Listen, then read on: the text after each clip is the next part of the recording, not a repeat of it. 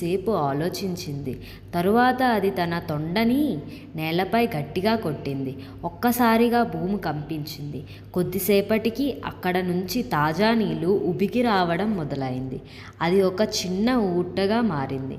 కొద్ది రోజుల్లో అది పెద్ద నీటివాగుగా మారింది. గ్రామం మొత్తం ఆనందంతో నిండిపోయింది. గ్రామస్తులు చిన్నుని చూసి చాలా ప్రశంసించారు. నీ వల్ల మా గ్రామం కాపాడబడింది అని అన్నారు. చిన్ను నవ్వుతూ అన్నాడు, ఇది అంతా మాయా ఏనుగు వల్ల జరిగింది. మాయా ఏనుగు మెల్లగా నవ్వింది. లేదు చిన్ను, ఇది నీ మంచి మనసు వల్ల జరిగింది. మంచి మనసున్న వాళ్ళకి ఎప్పుడూ సహాయం లభిస్తుంది అని చెప్పి మాయా ఏనుగు అడవిలోకి వెళ్ళిపోయింది. చిన్ను అప్పటి నుంచి ఎప్పుడూ జంతువులకి సహాయం చేస్తూ ఉండేవాడు.